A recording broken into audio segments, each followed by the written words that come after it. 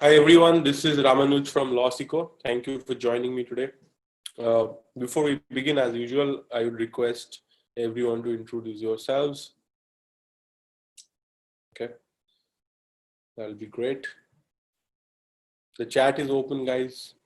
Quickly introduce yourselves. Tell me who are you, where are you logging in from, what do you hope to learn today. And as I keep delivering my today's discussion, you can continue to uh, ask questions throughout the time, but in the chat, and I'll take them up as soon as I can, right?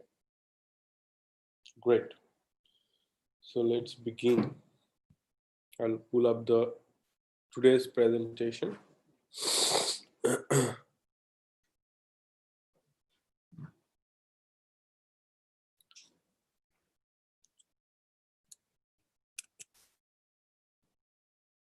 Hi Shankar, finally a law student at Symbiosis Law School. Shankar, you will find today's discussion very beneficial, right? So if you are going to work in a law firm someday, this will be very helpful for you. What about the others? Who has logged in today? Tell me, introduce yourselves. Okay. So challenges that you will face when you join a law firm job. Okay. So for a lot of people, they think that, when you are a law student, this is natural. Even when I was a law student, I was only thinking that how do I get a job at a good law firm, right? And when in the beginning of my fifth year, I landed offers at several law firms and I chose one. And then I had confirmation that I'm going to work in a big law firm. So rest of the time I did nothing, right? So day zero happened in college. I was at NUJS. I offered job offers from several law firms. Even other law firms I had interned at were interested, but I chose one of the law firms that I from college, and I had an offer in my hand, and I signed the contract that I'm going to join them after I graduate, and that was it. So I was like, this is done, and I did nothing to prepare for my job because when you are in college, right, you have heard this all the time. You have to get a job, you have to get a job, you have to get a job, and everything is about getting the job, and nobody talks to you about how you are going to perform when you get the job, right? Everybody's talking about bagging the job, not how to deliver when you have the job and how to succeed after that. But in my opinion, the game is really about that, right? If you are a child, if you are just thinking of getting a job and not thinking of how to perform at the job, right, it's childish at best. And even if you get the job, right? So getting the job, if you think that is the difficult part, that is not the case. Getting the job is the easy part. It is much more difficult for you to keep that job, to enjoy that job, to thrive in that job, and actually deliver value in that job, right? um, why am I saying this? I'm saying this from experience, right? I did not enjoy working at a law firm. I was in a law firm for a year, and it felt quite terrible for me, honestly. Working in a law firm, it felt like excruciating at times. Okay. I'm sorry, just give me a moment. It felt excruciating at times, and the primary reason why this happened, why it was so excruciating, was because I never prepared to actually do a job in a law firm. Okay. I prepared to get a job, but not to do the job, right? So do you understand the difference? Anybody? Is this making sense to you guys, right? When I'm talking about the difference between actually getting a job and doing a job. I'll wait for you to say, at least say yes, no, making sense, something in the chat, please. Shaunak is saying, can you explain the difference between the two? Okay. So I will try to quickly explain, okay? Further explain this. So imagine that you want a job, right? So it is possible to get a job because you did something in the internship, or maybe imagine, I know people who got a job in a law firm because somebody recommended them, right? Imagine that your father is, let's say, a very important politician or a very important bureaucrat who put in a word, or a client of the law firm for that matter, right? You can get a job because of that. And this happens all the time. Okay. This is very rare case, by the way. Do not think this is how you get a job. No, that's not the point. But even let's say somehow through a shortcut you land a job in a good law firm. What will happen next? If you cannot perform, what will happen? Can you guess? I know so many people who got fired. They were fired within 3 months, right?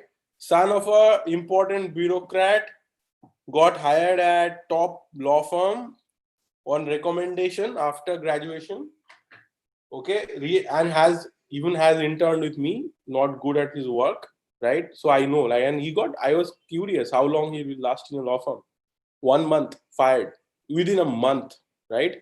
No law firm is going to keep you unless you can perform or at least meet certain expectations. If you show that, okay, we're meeting certain expectations, you may be kept in the job for 6 months, 1 year, even given a chance for 1 year to perform. But you have to show some promise, if you're so bad, you will be fired. Doesn't matter who introduced you there, right? That is one thing. You can, get a job because you did well in an interview. You can get a job because your CV is very good, right? You can get a job because you did such good work in your internship that they were compelled to give you a job, right? Because you really stood out. Like, you are already knowing as much as an associate knows, and they can see that you are an intern, but you are doing as much work or better than their first year or second year associates. Then obviously they're going to give you a job, right? Now, this is one exceptional case. This is a very rare case. A lot of people are hired because they have great CV, they are from a good college, or they have done really well in the interview, and they're hired. So you are preparing for cracking an interview. You're preparing a great CV. You're preparing yourself. You're doing all the tick marks, right? If you have this, you have high marks in class. Maybe there are many things that you can do to get a job in a good law firm. And it doesn't have to be one of the big law firms. It can be a tier 2 law firm, tier 3 law firm, very small law firm, boutique law firm, wherever, right? Law firms are businesses. They are not charity. They are not there to provide you employment. They are there to make profits. And if they are not going to make profits and you are unprofitable, they are not going to keep you on. There has to be a business logic as to why they are going to hire you and why they are going to keep you in the job, right? Hiring is only one thing, but keeping you in the job later on is a different thing. A lot of people are thinking that once I get hired, my employer will teach me how to do the work. Sure, they will not say, no, we'll not teach you anything. They will try to teach you something, right? But they will on your face tell you that, look, we are not like a college, you're not like a university, you're not here to sit and teach you, right? While doing the work, if you can learn, good. If you cannot learn, it's your problem, right? Then you are not a performer. If you can learn on the job, it is a challenge for yourself that can you learn on the job. If you cannot learn on the job, they'll fire you and they'll hire somebody else.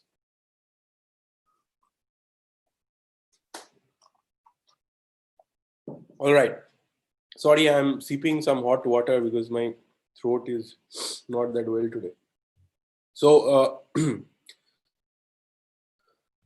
if your principal associate says your output does not meet the standards and you are not even improving, you will be fired. Exactly, Shantanure, right? Perfect what you're saying, right? Even the partner doesn't care if your senior associate, even sometimes it's not even principal associate, even your senior associate says, oh, this is the first year associate, he's not learning, he's not improving, and I don't want to work with him. I want a different junior. You're gone, you're fired. Okay, this is it. So if you prepare, so I'm talking about most people just prepare to get the job. I haven't met too many people outside of LawSikho ecosystem where we are training people, making them think about this. I have not really met too many people anywhere, even in top national law universities, who are preparing to succeed in their job, not succeed. Just think about it. Like, you can top in a law entrance exam. I topped a law entrance exam. Okay. I went to NUJS. I was the joint second topper. But was I topping inside the college? No, I was not topping. Sometimes the first exam, I was 12th rank in my class. Sometimes I ranked 15. Sometimes I ranked third. There was one girl in my class. She was last in the she was the last person to enter through the merit list, right? So she was not ranked high in that entrance exam as high I was, but she topped every single time. Okay, throughout the 5 years, I think every single time she topped, because I might have topped at the entrance exam, but she was topping the actual exam, right? Also, this is what is the difference. Like, are you just going to crack the interview? Are you just going to get the job, or are you going to thrive in the job, right? That is very different. These two things are not the same things.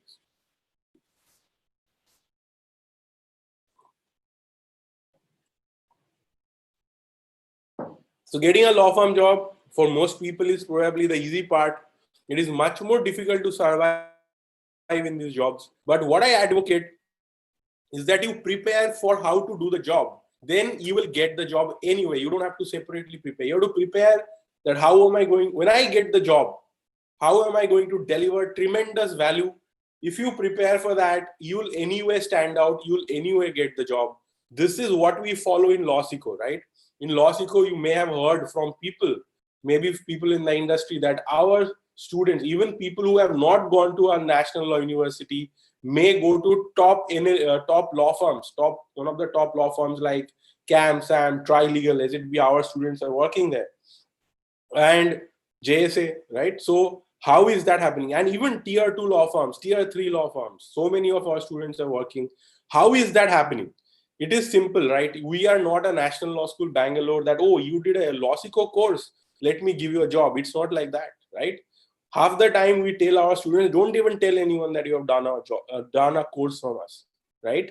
But if you know the work, if you are prepared to do the work, it is profitable for the firm to hire you rather than somebody who may be having a great CV, maybe from the top NLU, maybe from whatever, you know, got top marks in class. Doesn't matter, right? In the end of the day, they are a business, they want to make profit, they want to hire those candidates who have the best chance of performing really good, and they who will actually deliver value to them as a business, right? As an employee, they will deliver great value to their business without them having to invest too much in the training, or without the firm having to invest too much time or effort in their growth.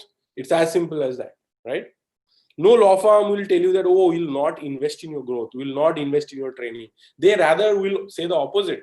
But the truth is that it is, if they find someone who in whom they don't have to invest, that person will be preferred. On the other hand, if you say, oh, please train me and please help me, nobody is interested in that.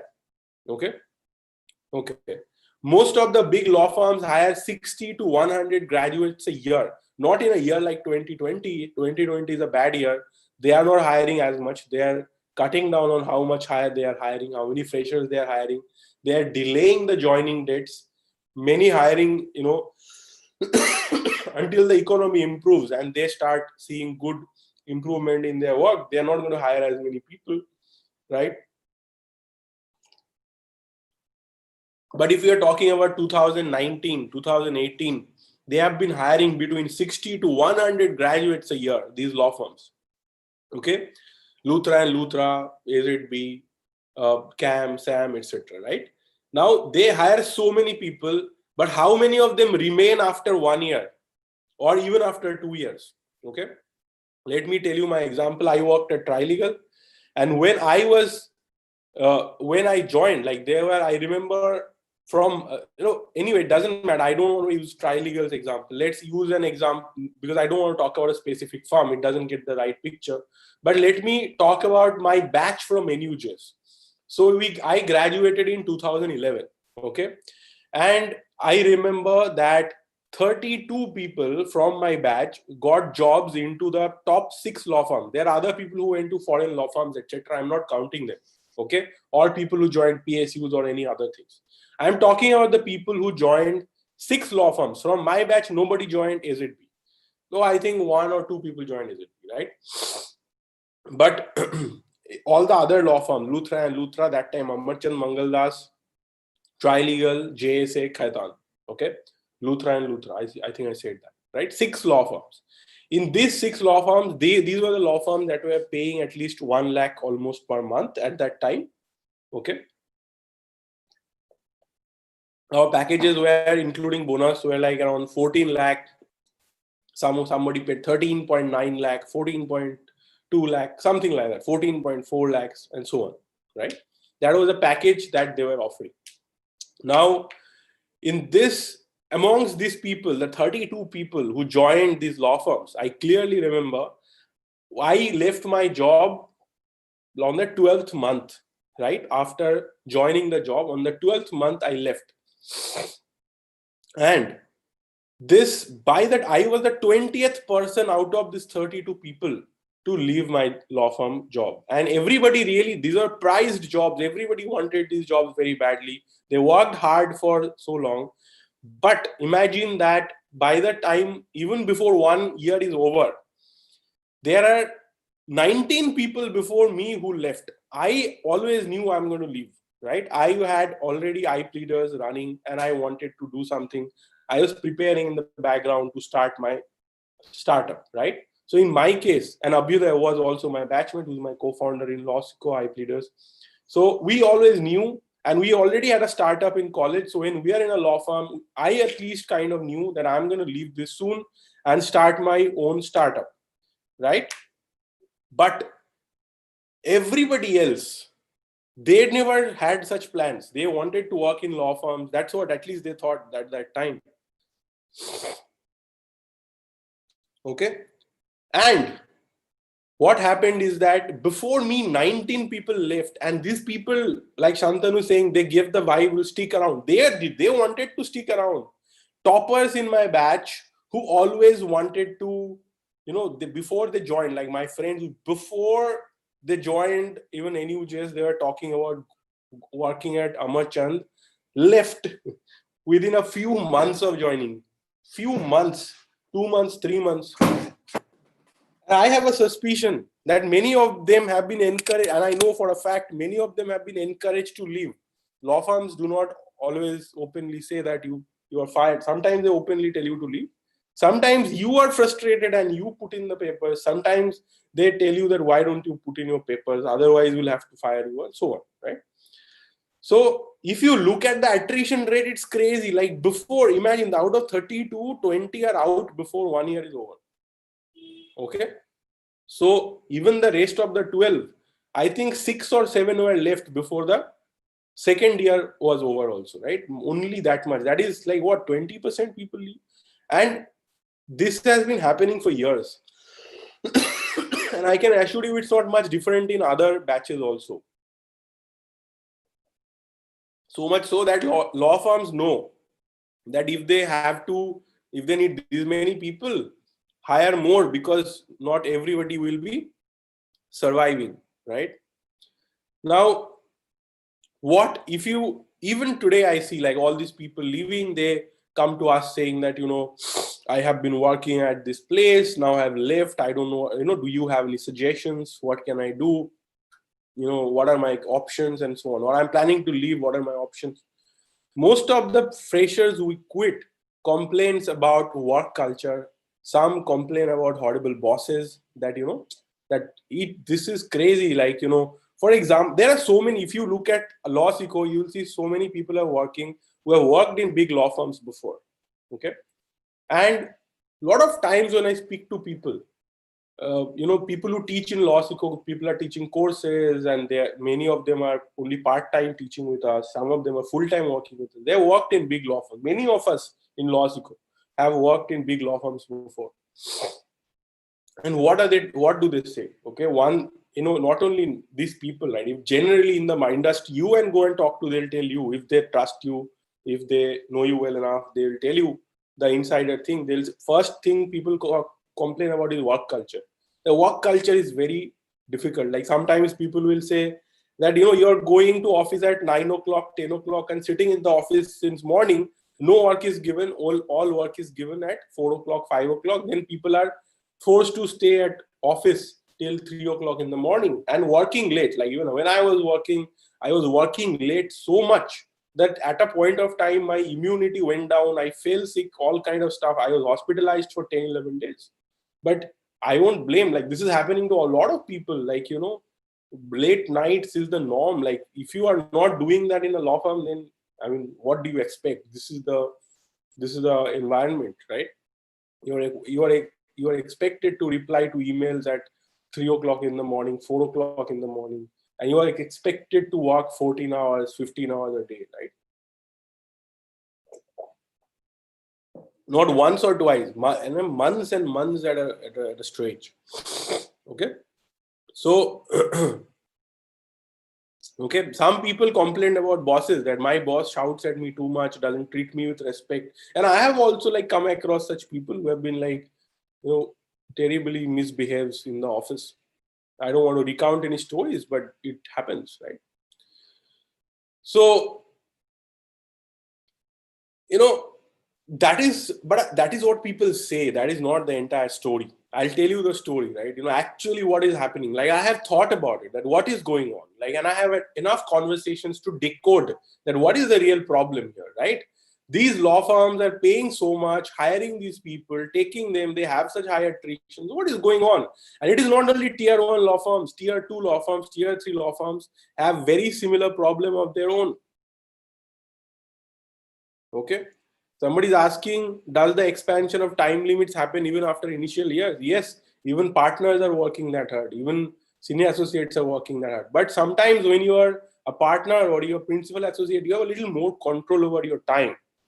Okay, you might have but still you are working extremely hard. You are working insane hours. Okay, which is not bad. Like, there are people who are ready to do that. That is not the point. It's not working difficult hours that is the problem, right? Okay. So I just want you to think about this, that if you think getting the foot in the door was tough, the real challenge is it is a very challenging environment, and the real game is to survive and thrive. Your internships, your CLAT score or whatever score, your mark sheet or your LLB degree, your NLU or foreign LLM tag, nothing prepared you for a job in a big law firm. Okay, nothing prepared you. You have to really, if you are not, you are either, there are two things. It's like I throw you into the ocean and tell you now you learn to swim, or you sink, you will die, or you go somewhere else, right? Or if you are smart enough to learn to swim while you are sinking, you somehow manage to swim, then you are good, then you can work here.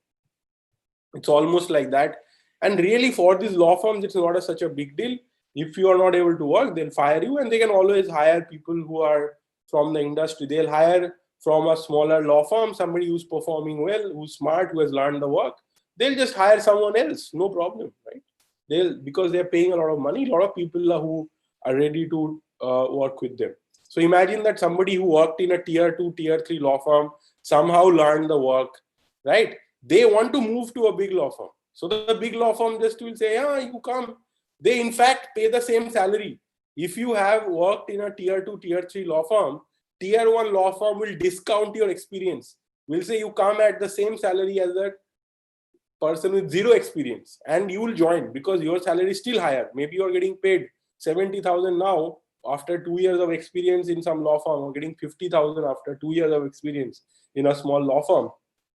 And you are good, so big law firm will hire you and offer you the same 1 lakh or 1.5 lakh that it offers to freshers, and you will take it because it is still so much better than what you're getting, right?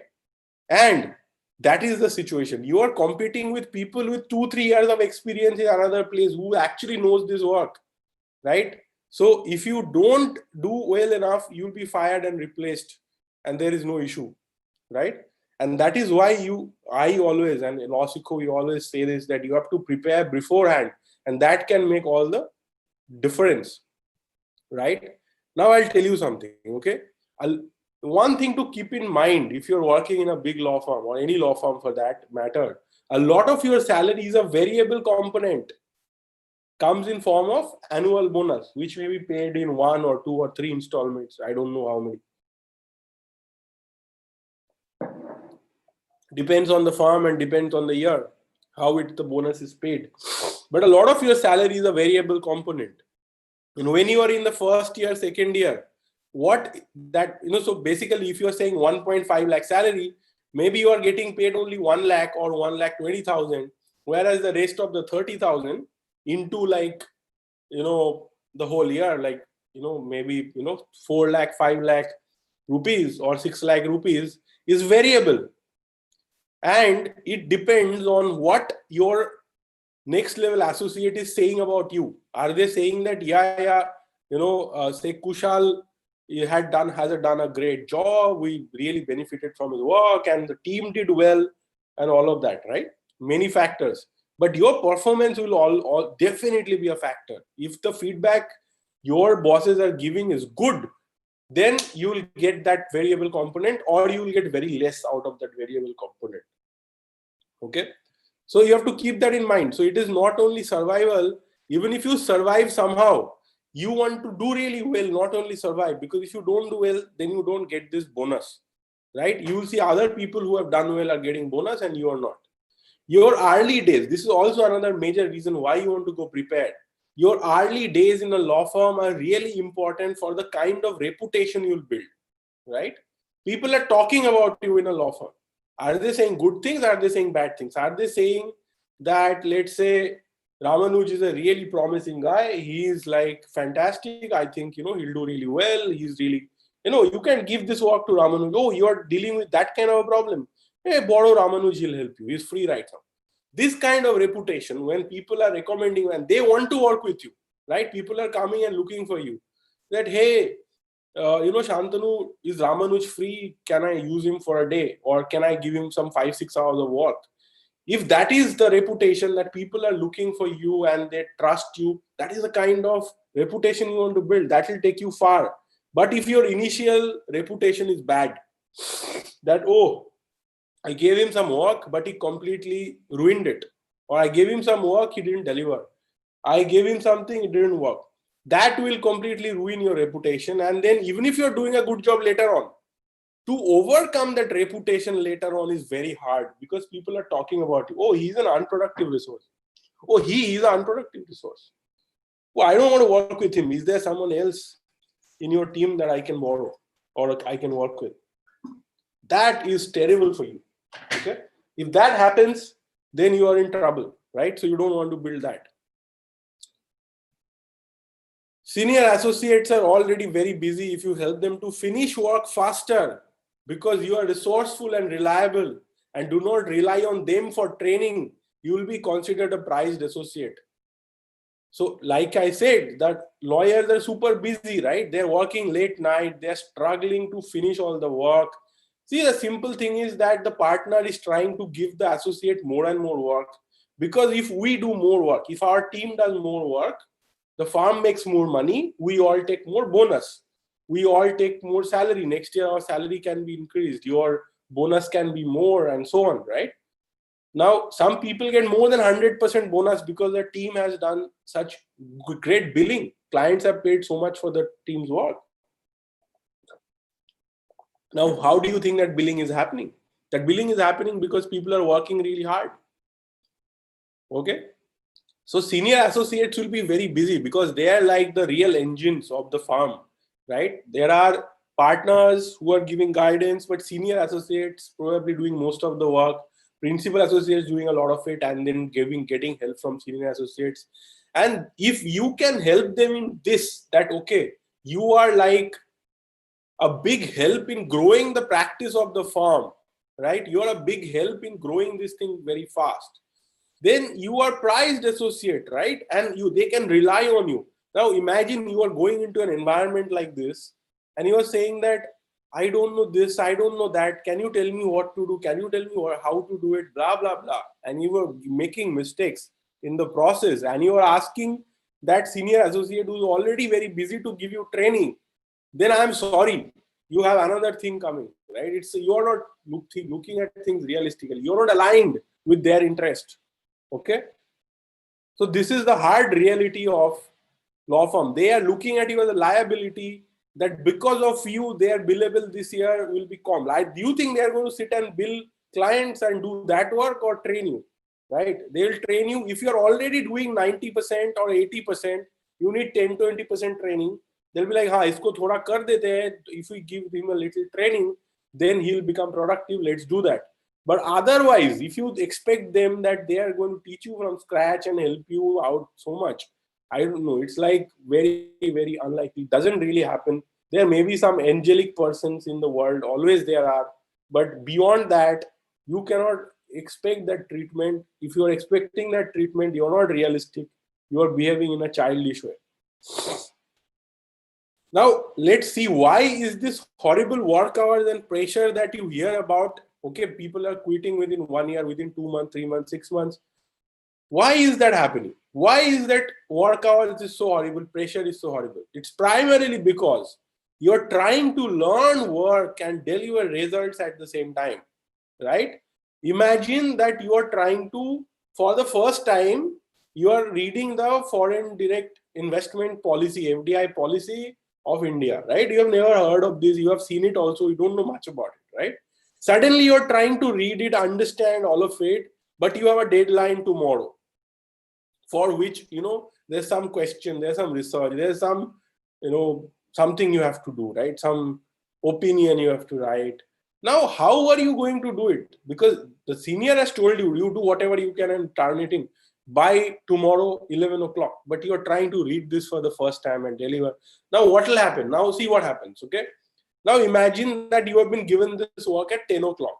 By 3 o'clock, you have prepared a first draft. You have read whatever, understood whatever you can, done everything. You prepared this and you mailed it to your senior and told the senior at 3 o'clock that I have sent you this. Okay.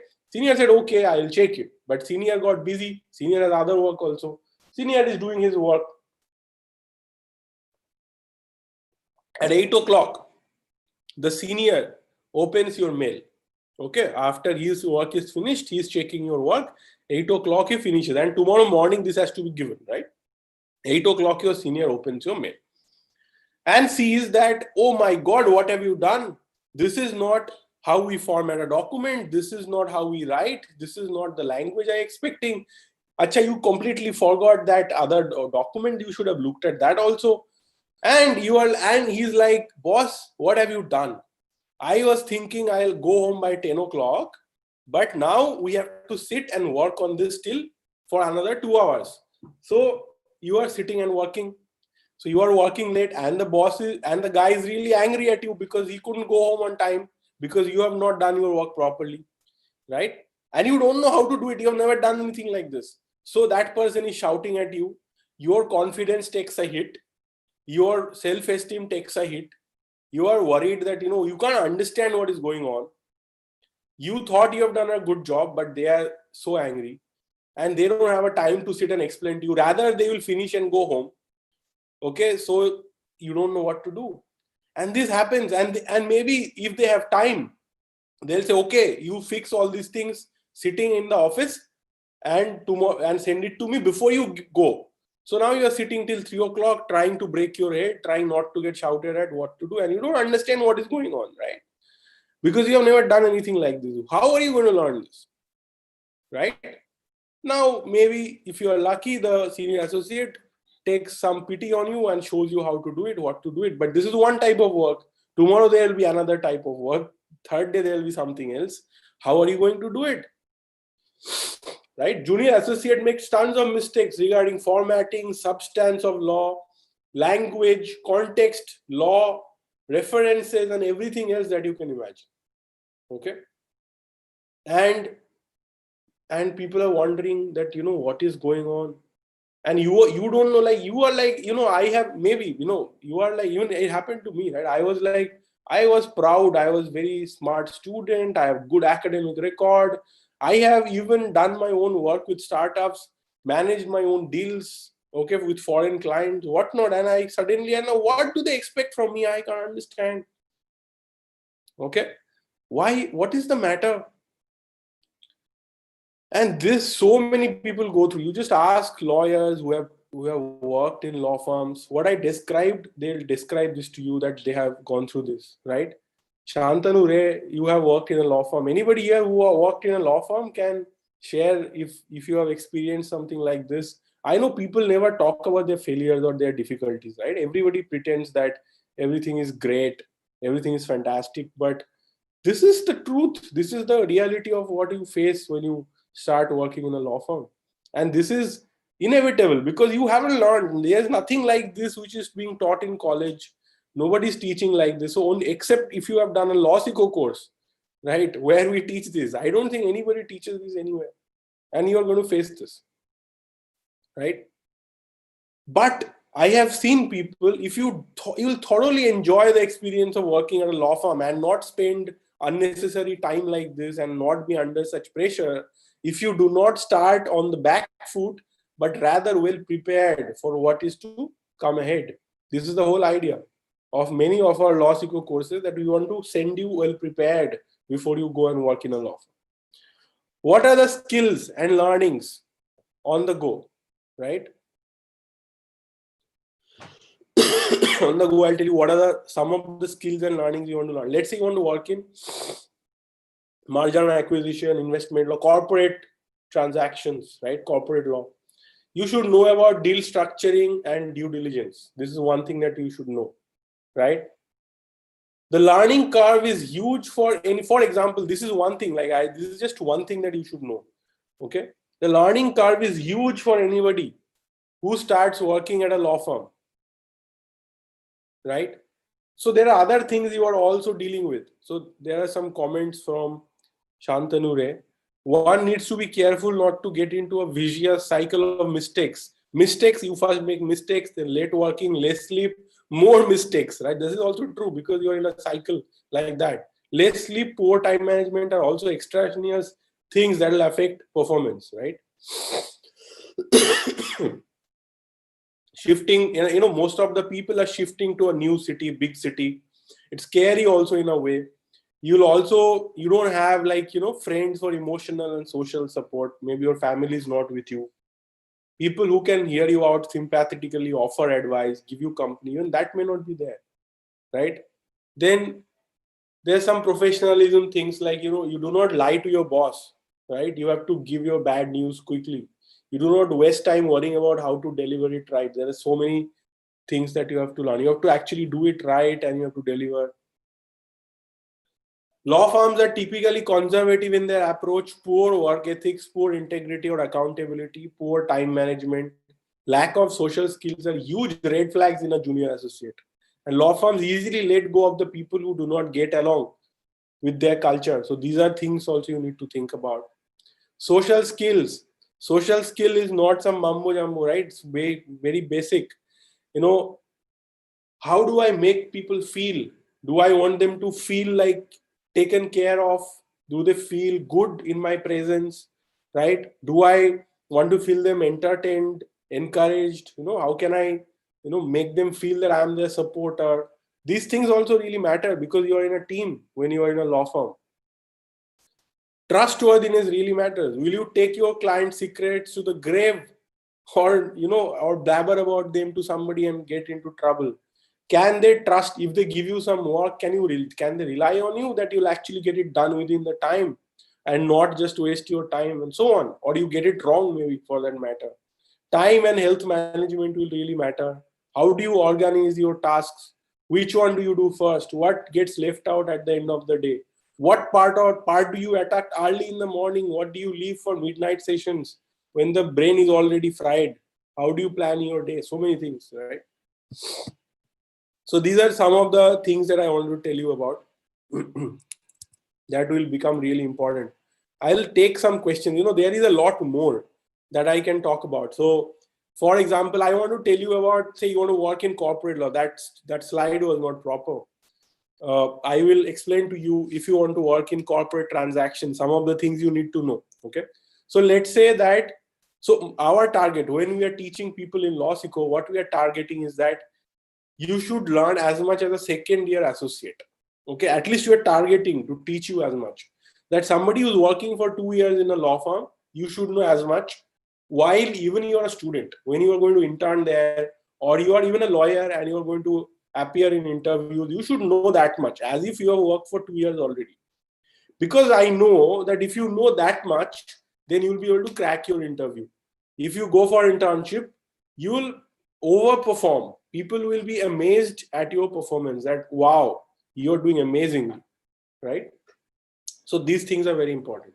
And then they will want to give you a job because of your performance, because of what you know, because of what you can do for them, not because of any other reason, right? Because what you can do for them. Because the team that you interned with will say that we want this guy in our team. He is a big help. And the way he is doing things, it is saving so much time for us. Can we give him a job? Then the partner, they will go and tell the partner, and the partner will say, oh, really, that is the case, that they are saving so much of your time. Because they are also worried that if they do not hire you, then the firm will hire some random person and give it to them, and they have experience of working with random juniors. Even if they are from top law schools, they never know what will work out, what will not work out, which person will come and like waste their time, right? So if they already see a junior who's so good, somebody who's so intern who's so good, then they will get you recommended and try to hire you in their team. This is what they will work on, right? They will be interested in getting you hired. That is what I want you to develop, that you go and do such performance in the internship that they want you in their team, and not some random person who they do not know, and somebody who may work, may not work out, right? So they want to hire reliable people that they already know, and that is where you want to get trained. Now I'll tell you, let's say you want to work in a corporate transactions team, M&A, investment law, could be even banking for that matter. I'll explain. Okay, now there are few things you need to know. One is deal structuring. Junior lawyers don't do deal structuring. Deal structuring is done by very senior partners and so on. Okay, bankers, partners, investment bankers are involved in deal structure. But it is very important because all the other work is related to the deal structuring. What is deal structuring? So, for example, let's say I am buying a company. LawSikho is a company, and I'm planning to buy LawSikho, right? And let's say I am a investor, or I am a private equity company, or I am a bigger edutech company, right? And I want to buy LawSikho. Now there are few things that can be done if I want to acquire the company, right? Number one, I can buy the shares of the promoters of LawSikho. So the promoters of LawSikho give me their shares, okay, and I pay money to the promoters. This is one structure, right? So I'm buying the equity shares, maybe 51%, maybe 90%, maybe 75%, depends, right? Another option is that the company LawSikho issues, say, imagine that today LawSikho has 100 shares. Now I get LawSikho to issue 101 shares to me, right? So then I own more than 50% of shares of LawSikho. So now I have the majority among the shareholders, right? But in this case, the promoters are not getting paid. The money is going into LawSikho because LawSikho is selling shares. So the money is going into the company's coffers. Now it can be a combination that some of the shares are issued by LawSikho and some of the shares are sold by promoters. And it's a mix of that. So I'm paying some money to the promoters and some into LawSikho coffers, right? So there are different structures. Sometimes I am not buying shares at all when I'm buying a company. Maybe I'm buying an asset. Maybe there's a factory and I'm buying the factory in a slum sale as an asset purchase. Okay, this is also possible. Sometimes, instead of buying shares, I may be buying convertible debentures. Okay, so I'm giving a loan, but it can be converted into equity shares later on. Okay, and there are compulsorily convertible debentures. There are optionally convertible debentures, and so on. Right?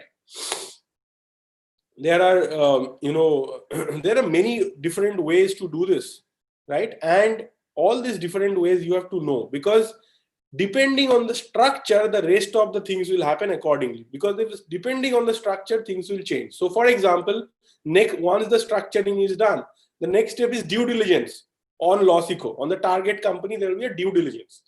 Now, due diligence will happen depending on the structure. The structure influences the due diligence. That is why you need to understand, because junior lawyers are doing a lot of due diligence, right? It is their job to do a good due diligence.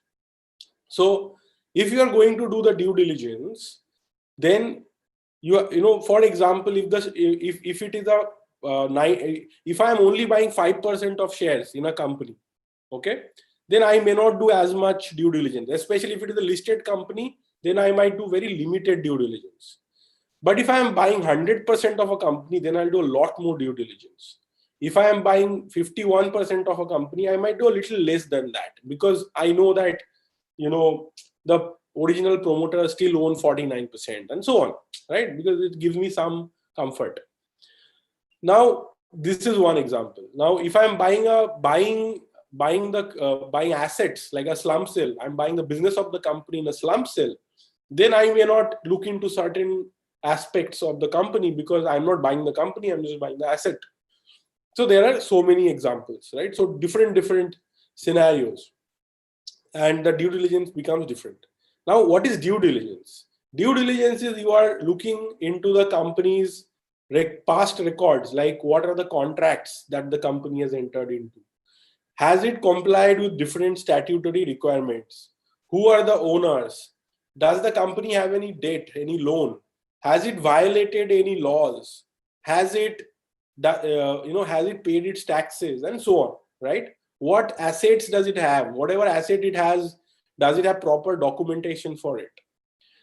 Are the intellectual property of this company, is all of that intellectual property properly secured, right? So many aspects are there. Now, this is due diligence, and most of the time junior lawyers are doing this due diligence. You have to go through so many papers, so many documents, and sometimes there are data rooms. It can be an online data room, it can be a physical data room sometimes, and you are going through like volumes and volumes of document depending on how big the company is, and you are finding out if there is any big issue. Because, for example, if there's a litigation against the company, and the litigation, if I lose, then I have to pay 1 crore of, or we can assuming that, let's say there's 1 crore of fine to be paid if I lose that litigation, or 1 crore of penalty to be paid to somebody, whatever, right?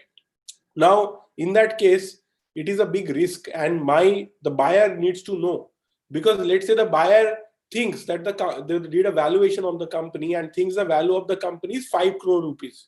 Now, if there's a 1 crore rupee penalty to be paid tomorrow, then the company, the value, that much value will be eroded from the company, right? So then this has to be factored into the valuation. So the valuation, instead of 5 crores, maybe 4.5 crores or 4.3 crores or 4 crores, if it is a very certain thing that we are most probably going to lose. So this is important, right? So the due diligence is very important. It has an impact on the price. It has an impact on the negotiation that will happen next. So the next stage is documentation and negotiation. So after the due diligence, you are going to sign an agreement, right? So the agreement depends on the structure. So it can be a share purchase agreement. It can be a share subscription agreement. It can be a share purchase and subscription agreement. It can be a shareholders agreement also. It can be a business transfer agreement, right? If it is a slump sale. So depending on the structure, there will be different kinds of agreements will be entered into, right? This agreement will be drafted and negotiated, and this is a lot of work. Sometimes it takes weeks, months also to negotiate all these things, and this is something for which law firms and lawyers get paid a lot of money. So, and this is done by usually mid-level lawyers, sometimes senior lawyers, depending on how important it is. But as a junior lawyer, you can make a lot of contribution in this whole process, right? You can help them to prepare for the negotiation. You manage the document sometimes. You attend the meetings with your senior and so on, right? But the due diligence you almost do, like it's your job. Now the next stage, and if you're in a smaller law firm, tier 2 law firm, tier 3 law firm, then faster you can get into doing these negotiations, the better. Big law firm, they won't give you a chance in the beginning. Smaller law firms will push you into drafting negotiation, and if you can do it, you will get a job faster, or you will get promoted faster. You will get better salary and all of that. Better, because Smaller law firms don't have so many layers of senior associate, A1, A2, A3, SA1, SA2, principal associate, blah, blah, partner, right? It's not there. There is like much more flat organization. So there they will give you the opportunity much faster to negotiate your agreements, draft your own agreements, handle your own clients, which is better. Then you grow faster. You learn faster in a smaller law firm sometimes because of this. Okay. Okay. Now moving on. What happens next is then another thing that the junior needs to know and has to do all the time is deal compliance. So fourth step. So we have done what? Deal structuring, due diligence, then drafting and negotiation, and then there is deal compliances. And you need to know what are these deal compliances and do those deal compliances. For example, if there is an FDI investment or whatever, you may have to fill up a form from RBI or MCA and so on. There are so many compliances to be done. There may be compliances under competition law and blah, blah, so many different things. So if you don't do the deal compliance, then client will be in problem and you will be in problem. I know so many people who have got fired because they did not do deal compliance on time properly. Okay, and it can be very expensive sometimes if you don't do it properly. Okay, great. So imagine that you are trying to learn how to do. I just told you what is, I mean, the work, the kind of work that is there. But the depth, and there is a lot of depth in this, right? So there is actually negotiating different kind of agreements, right? Drafting agreement can be like, 100 pages, 200 pages, 300 pages sometimes. And to understand different kind of clauses, draft it, how to do due diligence. You have to, in a due diligence, there may be 50 different statutes applicable, right? Are you doing the entire process right? Are you understanding the deal structure? Now, nobody, the way I explained to you, even this much, nobody explains in a law firm. I'm not kidding. Okay. So, when you are trying to do this, you are like, it's like you are thrown into the ocean and you don't know. You are like, you don't have a vision of the whole thing that is going on. And you are given some task and say, go do this. And you're trying to do it and you are making mistakes. And naturally, because you don't understand the whole thing. Now imagine that what we do is that we start training you to do this work. Okay. We are teaching you all this work, and we are giving you work like you're a second year law firm associate, so that you start doing even if you try, you'll fail, but here it is safe to fail. Nobody will shout at you, right? So we'll give you that work, you try to do it, you fail also. Then we give you the correct answer, you see, you learn, and you keep doing this process again and again. And say we have a course on M&A, investment law, banking. In banking also, it's very similar, right? There is deal structuring, there is due diligence, there is drafting of agreement, there is compliance. That is equity investment, and this is debt. You are getting a loan instead of, buying equity or so on. But there also all these same 4 stages are there. And if you learn these stages and you learn the work, then you will be able to impress. People will think that how do you know all these things? And I also tell my students that never tell that you learned from LawSikho. Say that I have interest, so I have learned. Because it's like this, okay? It's like magic, right? So if somebody performs a magic in front of you, you're like, wow, how did you do this? If they say, and they're so cool, right? The magician is so cool. If they show you this small trick, they're like, oh, that's no big deal. You learned it from there. So never tell anyone that you learned from LawSikho, because keep the magic. Tell them that I am really interested in this subject, so I always work hard to learn all these things. That's how I learned. And I've learned this from experience, right? People are so appreciative of an intern from a non-national university. And when she's giving interview, she said, oh, I learned all this from LawSikho. They're like, oh, that's why. Achha. Okay, fine. I mean, then what is the big deal? You just learned all these things and came and and you performed. So then it's not so important. I mean, there are people like that who don't understand that somebody put in that hard work to learn it, and that's why they are performing so well. But what I'm talking about is, it's not about getting the job, right? It is about your performance after you get the job, how well you do in the job, how well you are able to help your seniors, how well you are able to support your clients, right? So much so that your senior associate goes home on time because you are so good, and everybody else is jealous of her or him, that She goes home on time because she has a brilliant junior associate, right? Imagine the impact of that, right? Okay, so somebody is asking what course should somebody do for this. You should do the course on M&A, investment law, and there is a institutional finance course for 1 year to learn all these skills. This is exactly what we teach them. Okay, Shaunak is asking, when is the enrollment of 1 month writing class going to begin? Will it be available in the coming year? Yeah, it will be available. Why don't you just, I'm not sure, just write a mail to LawSikho and check, and somebody from the team will respond when it is going to open. I am not sure. Okay, somebody, Pranav Sethi is asking, hierarchy in tier 1 law firm in less. In tier 2 it is less. Yeah, in tier 2, tier 3 hierarchy can be much lesser. It depends on the firm also. Some firms still have hierarchy.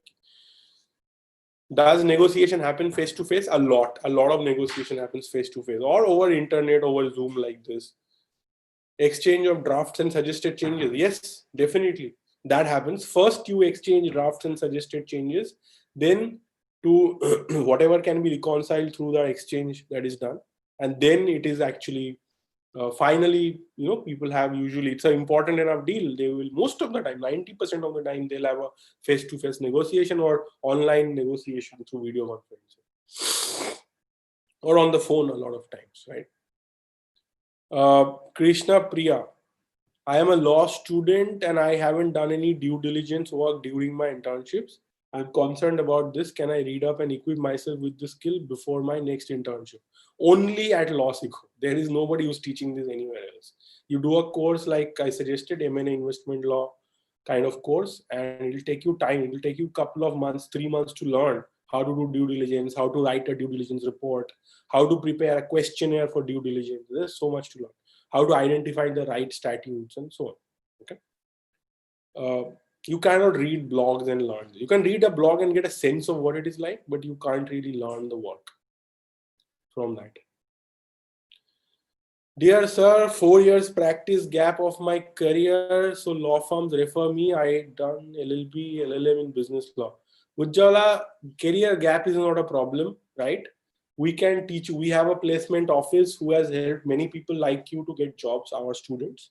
So that is not the problem. The problem is that, can you show value to the job? Like if you're going for a job, will they see you as a valuable asset? Do you have something to offer to them?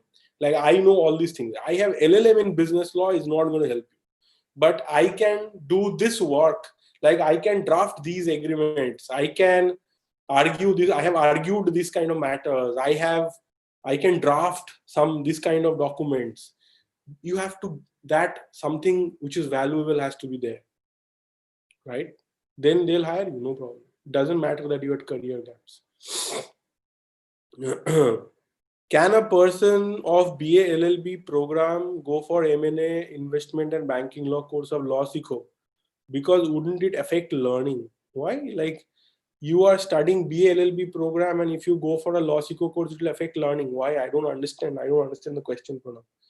Like, many BA LLB students are doing our course. Why? What learning will be affected? When you want to see, the thing is that what you're coming from humanities background doesn't matter. Whether you're from science background, commerce background, humanities background, doesn't make sense. No difference, right? What you have to learn, we'll teach you, and the whole idea is that you learn, go and do it, right? So there's nothing like that. Ujjala Gaikwad, dear sir, 4 years practice. I just answered this question. Ujjala already answered this question. Okay. Any other questions, anyone? I think there are some Q&A. No, there's no open questions. Okay, so I think I have answered most people's question. Let me quickly check if I have anything pending on YouTube also, right?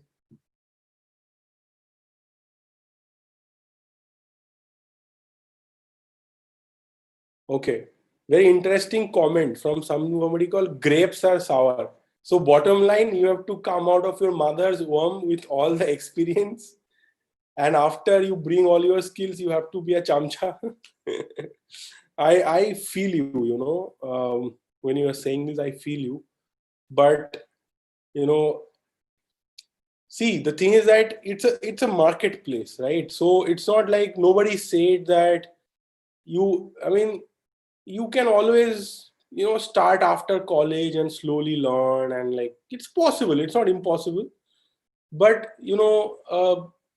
if I am not like that, I would prefer that I have the skills, I learn it fast, I grow fast, right?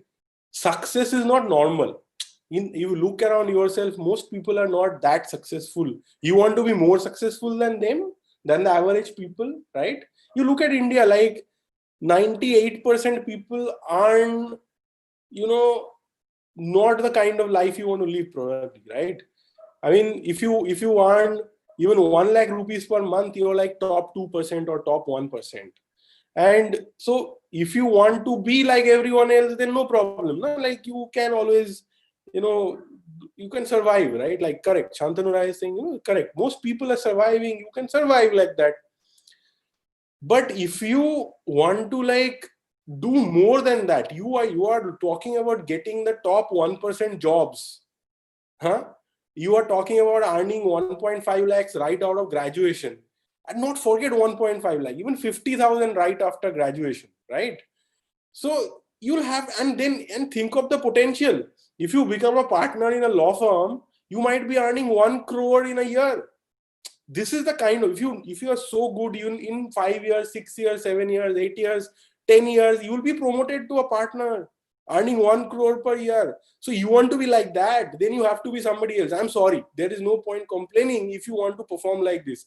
It's like saying, I want to be an Olympian, but why do I have to work so hard? I will eat, food from McDonald's.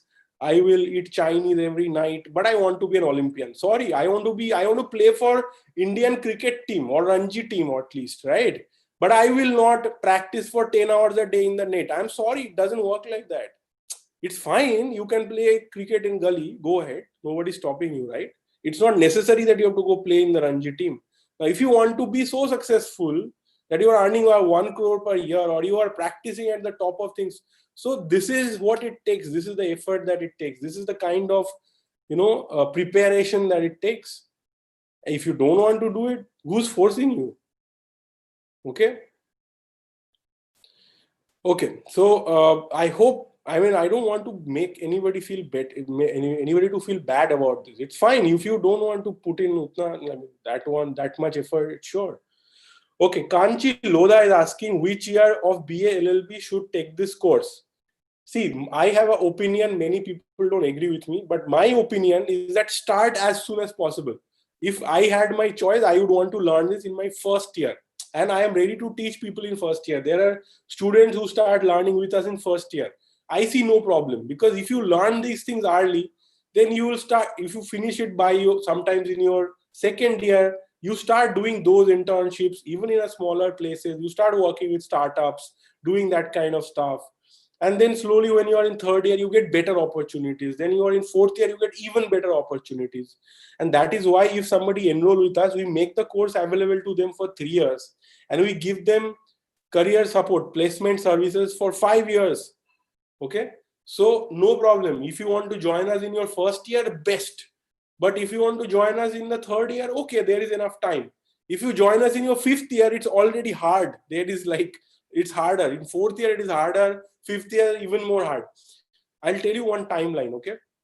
Most of the tier 1 law firms finalize their hiring by the time when you're in your fourth year end, maximum till fourth year end. If you want to get a PPO and you are not in one of the top NLUs, then you have to get the PPO while you are in your fourth year. So if I do a backward calculation, how much time do you have? Let's see, okay?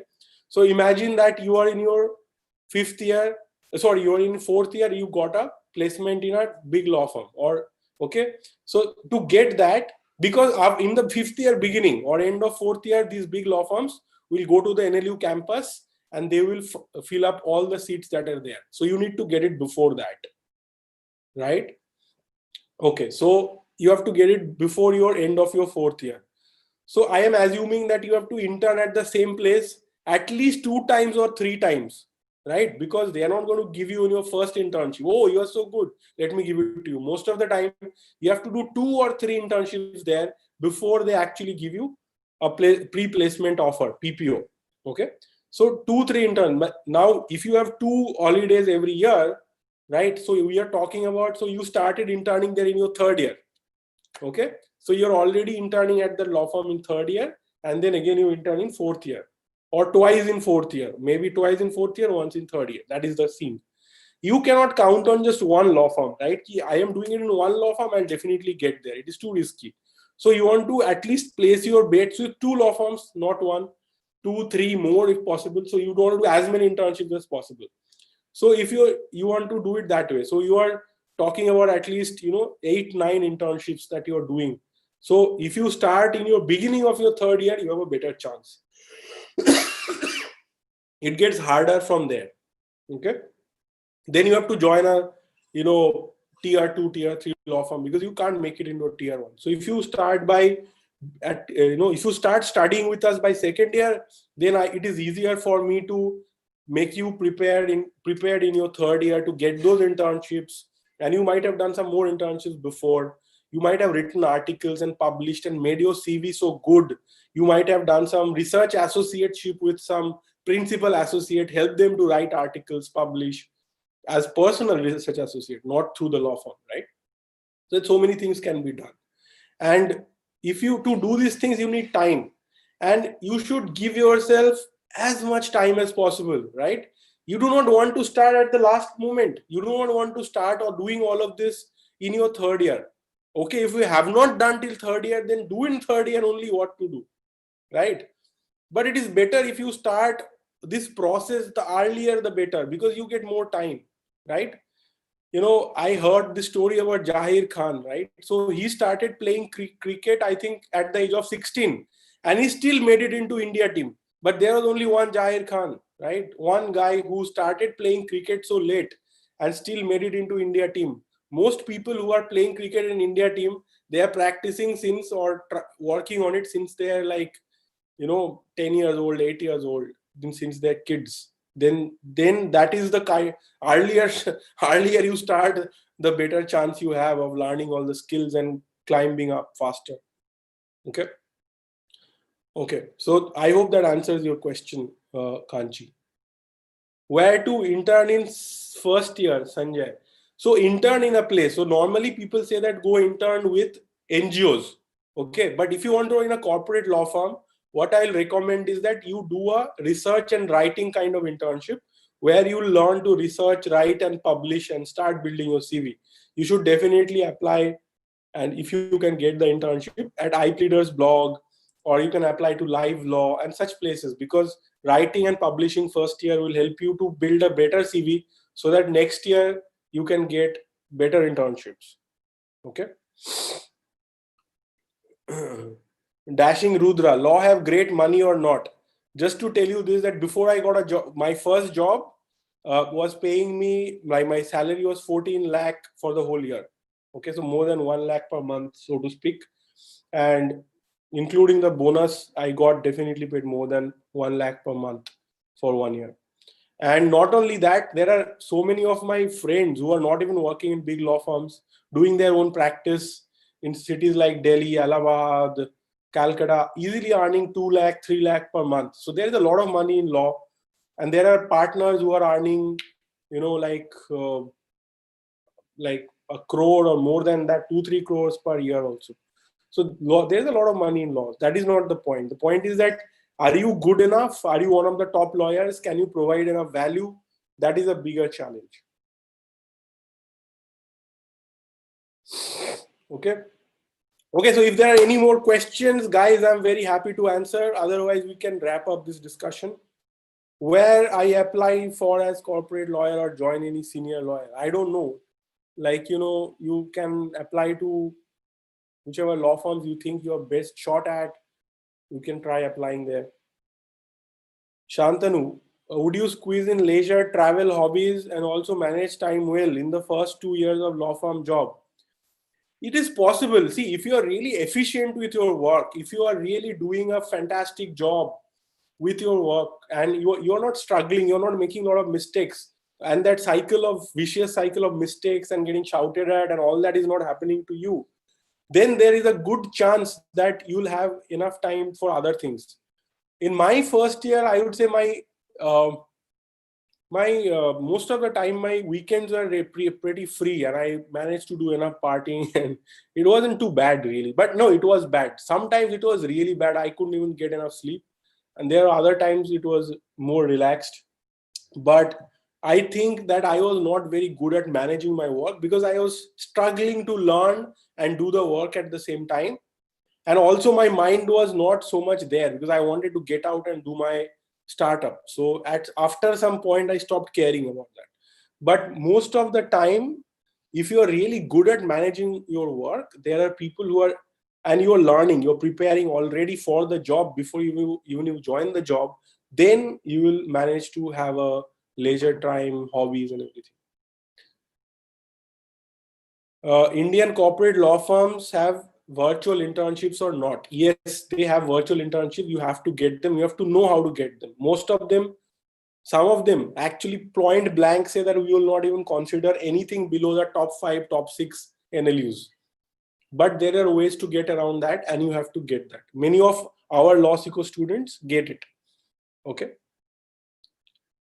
Once one gets a good job offer after LLB, what about LLM? I mean, why do you want to do LLM? LLM has no connection with a corporate law firm work. If you have an LLM, nobody will give you more salary or prefer to hire you at a law firm. Law firms really don't care about whether you have an LLM or not. Sure, if you have a LLM from Harvard or something or Cambridge, it's nice to have on the CV. You might get a brownie point, but you won't even get like 10,000 more salary than the other guy because you have LLM from Harvard even, right? So that is not the point. You need to be good at your work rather than anything else. Ashwin Vanushal is asking, does every lawyer has to appear in the court of law, or is there lots of work in in-house law firm rather than appearing in court of law? You have thousands of lawyers working exclusively in law firms, never going to any court of law. Lot of lawyers who are doing transactional law practice. Transactional law practice has nothing to do with going to court. I mean, there are in law firms, there is a special team called disputes team, which deals with court of law and all, going to court and litigation and arbitration and all of that. And there are a lot of lawyers who never go to court, nothing to do with going to court. Is the diploma course in contract drafting helpful in almost every practice area? Yes, Niket, diploma course in contract drafting will be helpful because drafting contracts is very basic. No matter which practice area, real estate, sure you have to draft contracts.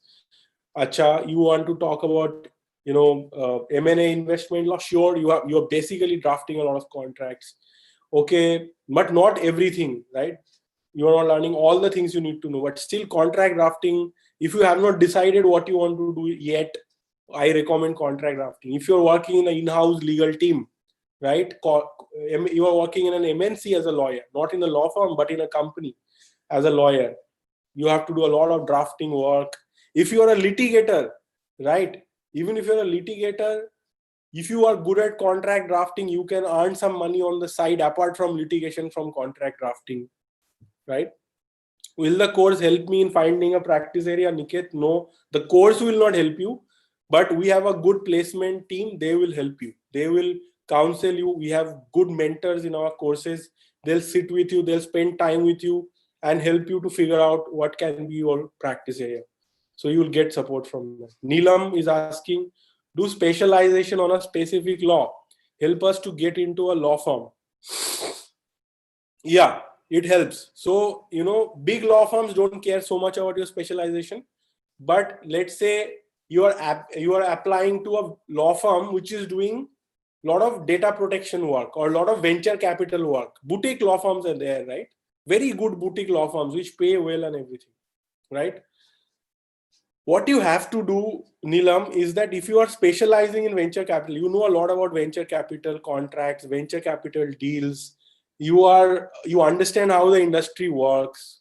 Okay, you are following, you're writing articles about it, you're following the developments, then naturally you are a preferred candidate. Having such specialized knowledge, they will rather hire you, because there are so many things you already know that they don't have to teach you, right? Again, it's very useful for them.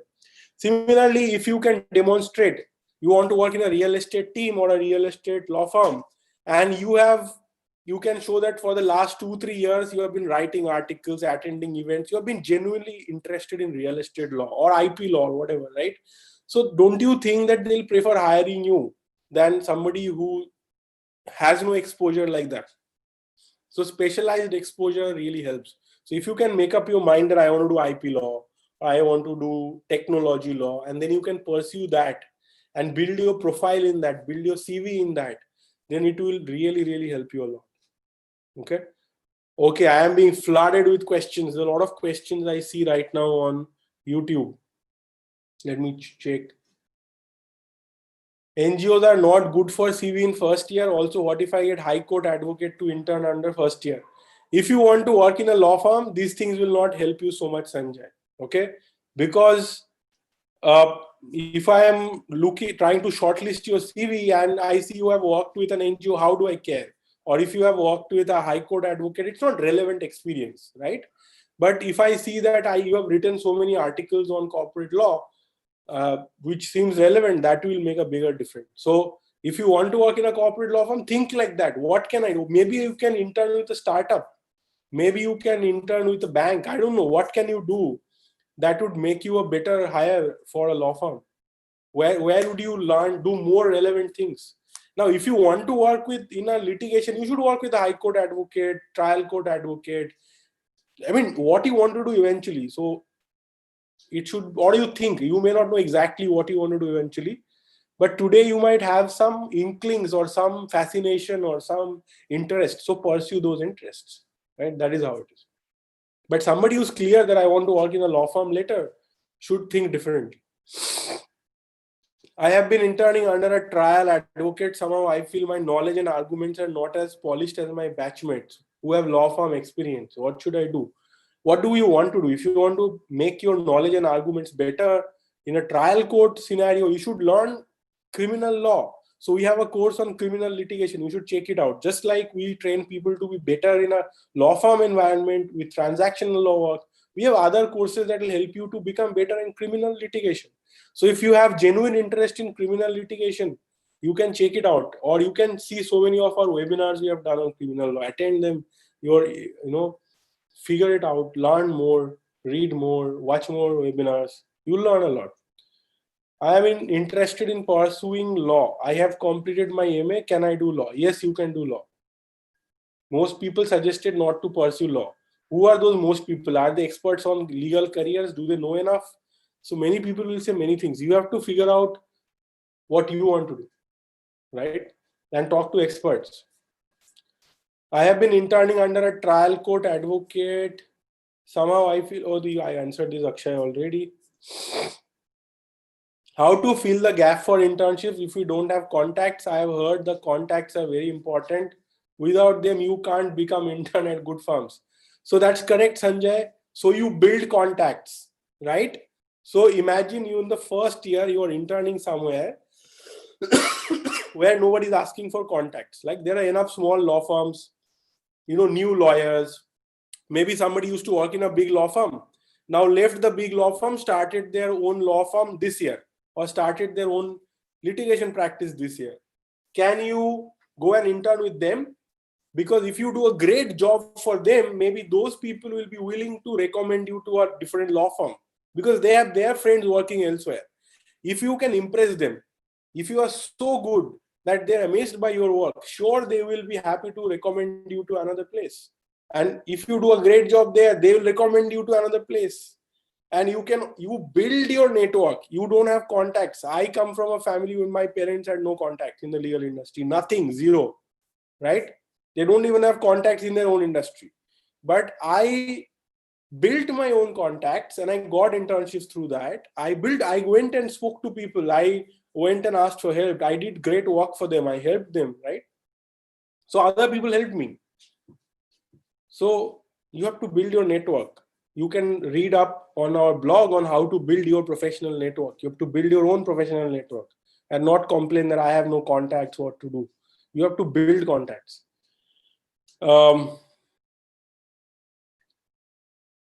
Is the working environment bad in every tier 1 law firm? I will not say that working environment is bad in a tier 1 law firm. I would say that it is hard for a lot of people. It takes huge preparation. It takes huge mental strength. It takes, a lot of ability to survive in that kind of a tough environment, right? So would you say that India team's culture is very bad? Sure, the kind of work ethics they have, the kind of hard practice they do, or the kind of difficult life the cricketers in the Indian team, or even Mumbai Indians, or I don't know, Sunrisers, Hyderabad and KKR, all those people, you think they have easy life? They have difficult life. If you will not want to have their diet, you will not want to have their routine of running so much every day, right? But will you call it a very bad work environment? I don't know, man. If you want to be champion, you have to be like the champions, and you have to work hard like the champions.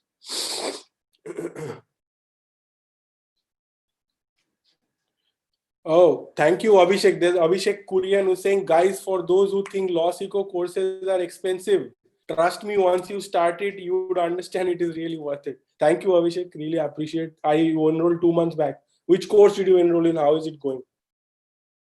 Thank you so much for the kind word, Abhishek. LLB and CS pe bolna, why are you ignoring my question? What is the question? I don't see any question on LLB and CS. We did a survey of CS professionals, okay, from LawSikho. We reached out to, not CS professionals, we reached out, generally it is said that CS is most appreciated by the in-house counsel teams, right? In law firms, they don't care if you have CS, not much, like not even 1%, I would say, in my experience, okay? But some people say that if you want to get a job in the, in a in-house legal team in a company, basically, right? Company have their legal team, just like a law firm, they have their in-house legal teams. So we reached out to all the top companies in India: Tata, Uber, Godrej, Ola, then all like Infosys, all the top companies in India, top 110 companies. We reached out and we asked them, okay, that what is your thought process, that is it important to have CS degree? If a lawyer has CS, will you prefer, okay, or do you prefer, or you don't care about CS, right? I'm going to share the report with you. Okay, just 1 second.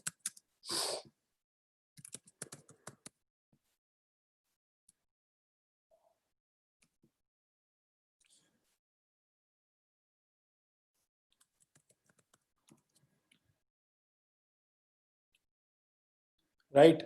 So we wrote this thing called The Truth About CS LLB. Okay. So the truth about CS LLB. Okay.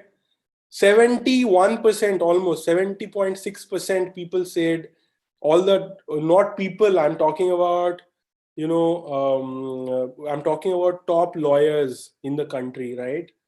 So top legal heads, not even like group general counsels, legal heads of these companies, they all said that they don't care. Okay, 30% people said we care very much. 30% people said we care very, very much. But 70% said we don't care at all. So yeah, so if you do CS plus LLB, those 30% companies will prefer to hire you. But if you don't have CS, then 70% of the legal heads don't care, and law firms don't care. Okay, so I have shared it. You can download a free book here. Okay, I'll leave it in the comment also if somebody watches. Yeah, I'll just put it here. There's a link. So those who want to know about the truth about CS plus LLB, that after doing LLB, do I need to do CS or not? Please read this. Okay, this is eye-opening. Okay, guys, it is 10:30. The session was supposed to be till 10. It's already 10:30. Please subscribe to LawSikho. I do these sessions every weekday. Every weekday I do these sessions, and 9 to 10 p.m. So you can join me again later. Okay. Hope you really enjoyed this session. Keep in touch. And also one more thing, if you want to ask me questions personally, then look up on Twitter, Ramanuj Mukherjee. Okay. Look me up on Twitter and follow me there. In fact, I'll share the link with all of you right now. Okay. Follow me on Twitter and you can ask me any questions personally, because now I really have to go. And if you have any further questions, share those with me on Twitter. This is my at this thing. Follow me there. I'll follow you back. If I forget to follow you, remind me. I'll follow you back. Okay. And hoping to stay in touch with all of you. It was really wonderful connecting with all of you. And be in touch. All the best.